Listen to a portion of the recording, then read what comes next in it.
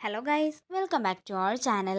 Episode ആരംഭിക്കുമ്പോൾ കാണിക്കുന്നത് ഋതികയുടെ വീടാണ്. രാജുവിനെ പിടിച്ചു നിർത്തിക്കൊണ്ട് രുക്മിണിയെ പോലീസിനെ കൊണ്ട് ഭീഷണിപ്പെടുത്തിയത് നീ പ്രതാപന്റെ PA ആണെന്നുള്ള അധികാരത്തിലാണോ എന്നും അവന്റെ പദവി നീ ദുരുപയോഗം ചെയ്യുകയാണെന്ന് പറഞ്ഞുകൊണ്ട് രാജുവിനെ പിടിച്ചു നിർത്തി പൊട്ടിത്തെറിക്കുന്ന അംബികയാണ്. അതേസമയം ഇതെല്ലാം കണ്ട് ഞെട്ടലോടെ നിൽക്കുകയാണ് സരസ്വതിയും ശേഖരനും യാമിനിയും. തുടർന്ന് ശേഖരൻ പറയുകയാണ്, ചേച്ചി അവൻ അങ്ങനെ ചെയ്തിട്ടുണ്ടെങ്കിൽ തന്നെ അവനെ ഏട്ടന്റെ വെറും PA മാത്രമല്ല മരുമകനാണ്. ഞങ്ങളുടെയും ചേച്ചിയുടെയും മരുമകൻ തന്നെയാണ്. ചേച്ചിയുടെ ഭാഷയിൽ പറയുകയാണെങ്കിൽ സണ്ണിൻലോ. നീയൊക്കെ കൂടി എന്താ ടീം കളിക്കുകയാണോ എന്ന് അംബിക ചോദിക്കുമ്പോൾ അല്ലെന്നും സത്യാവസ്ഥ പറഞ്ഞതാണെന്നും ഇനിയെങ്കിലും ചേച്ചി അതൊക്കെ ഒന്ന് മനസ്സിലാക്കാൻ ശ്രമിക്കാനും ശേഖരൻ പറയുന്നു. തുടർന്ന് യാമിനി പറയുകയാണ്, ചേച്ചി നാത്തൂൻ പോരിനൊന്നും എനിക്ക് താല്പര്യമില്ല. അതുകൊണ്ടാണ് ചേച്ചി പറയുന്ന എന്തും ഞാൻ സൗമ്യതയോടെ കേട്ടു നിൽക്കുന്നതും തിരിച്ചൊന്നും പറയാത്തതും. തുടർന്ന് രാജു പറയുകയാണ്, എന്റെ പേരിൽ നിങ്ങൾ രണ്ടുപേരും വഴക്കുണ്ടാക്കണ്ട. വാടക വീടായാൽ ഒരു എഗ്രിമെന്റ് ഒക്കെ കാണും. എഗ്രിമെന്റ് കാലാവധി കഴിയാത്തത് കൊണ്ട് തന്നെ അവർക്ക് ഞങ്ങളെ അവിടെ നിന്നും ഇറക്കി വിടാൻ സാധിക്കില്ല.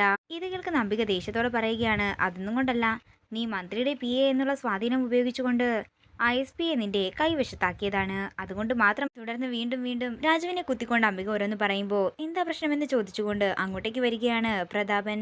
തുടർന്ന് അംബിക പറയുകയാണ്, അത് പിന്നെ പ്രതാപ, നിന്റെ സ്വാധീനം ഉപയോഗിച്ച് ഇവൻ ആ രുക്മിണിയെ SP-യുടെ മുന്നിൽ വെച്ച് നാണം കെടുത്തുകയുണ്ടായി. എന്റെ ചേച്ചി എന്താണെങ്കിലും രാജുവിന്റെ പേര് പറഞ്ഞുകൊണ്ട് എൻ്റെ അടുത്തൊന്നിനും വരണ്ട. രാജുവിനെ എന്നെക്കാൾ നന്നായിട്ട് ആർക്കും അറിയില്ല. എന്താണെങ്കിലും വേറെ ആരൊക്കെ എന്റെ സ്വാധീനം ഉപയോഗിച്ചാലും ഇവൻ എന്റെ സ്വാധീനം ഉപയോഗിക്കില്ലെന്ന് എനിക്ക് നല്ല ഉറപ്പാണ്. ഇത് കേൾക്കുന്ന അംബിക ആകെ നാണം കെട്ട് തല താഴ്ത്തി നിൽക്കുന്നതാണ് കാണിക്കുന്നത്. ചേച്ചിക്ക് എന്തിനാ എപ്പോഴും രാജുവിനോട് മാത്രം ഇത്ര ശത്രുത?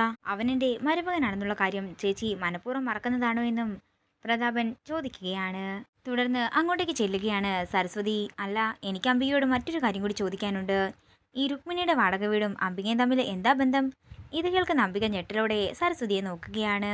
എന്താണെങ്കിലും ഇപ്പോ എനിക്കൊരു കാര്യം ഉറപ്പായിട്ടുണ്ട്. രാജുവിന്റെ പിന്നാലെ നടന്ന രമ്യയും അവളുടെ അമ്മ രുക്മിണിയും അംബികയും 3 പേരും ഒറ്റക്കെട്ടാണെന്നും നിങ്ങൾ 3 പേരും കൂടി പല കളികളും കളിച്ചിട്ടുണ്ടെന്നും എനിക്ക് ഉറപ്പായിട്ടുണ്ട്. പിന്നെ അംബികയുടെ മറ്റൊരു തെറ്റിദ്ധാരണ കൂടി ഞാൻ മാറ്റിത്തരാം. SP-യെ സ്വാധീനിക്കാനായി പോയത് രാജു ഒന്നുമല്ല. SP-യെ അങ്ങോട്ടേക്ക് അയച്ചതേ ഈ ഞാൻ തന്നെയാണ്. അംബികയുടെ മനസ്സിലിരിപ്പ് എനിക്കും ഇവിടെയുള്ളവർക്കും മാത്രമല്ല ഏത് മണ്ടനും മനസ്സിലാകും.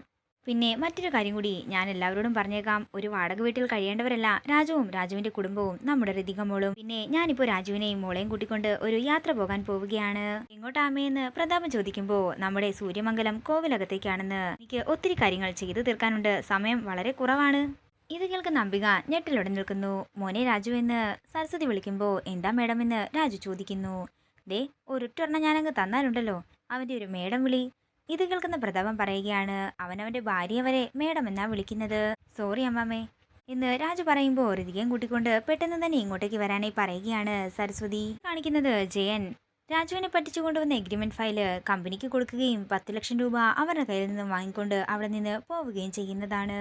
പിന്നീട് കാണിക്കുന്നത് അംബികയാണ്. ഇവരിപ്പോ സൂര്യമംഗലം തറവാട്ടിലേക്ക് പോകുന്നത് എന്തിനാണെന്ന് അറിയില്ലെന്നും പക്ഷേ എനിക്കിപ്പോൾ അത്യാവശ്യമായിട്ടുള്ളത് രാജുവും ഋതികയും വിശ്വാസവഞ്ചന കാണിച്ചു എന്നുള്ളൊരു കാര്യം എത്രയും പെട്ടെന്ന് ഉണ്ടാക്കിയെടുക്കണമെന്നും ദീപകിനോട് പറയുകയാണ് അംബിക. പിന്നീട് കാണിക്കുന്നത് ജയൻ തന്റെ കൂട്ടുകാരന് കമ്മീഷൻ കൊടുത്തതിന് ശേഷം ഭാര്യ വീട്ടുകാരുടെ മുന്നിൽ പോയി വിൽസുന്നതിനെ കുറിച്ച് അയാളോട് പറയുന്നതാണ്. ഇതോടുകൂടി ഇന്നത്തെ എപ്പിസോഡ് ഇവിടെ തീരുകയാണ്. വീഡിയോ ഇഷ്ടമായെങ്കിൽ മറക്കാതെ ലൈക്ക് ചെയ്യുക, ഷെയർ ചെയ്യുക, കമന്റ് ചെയ്യുക. കൂടുതൽ സീരിയൽ അപ്ഡേറ്റ്സിനായി മറക്കാതെ സബ്സ്ക്രൈബ് ചെയ്യുക.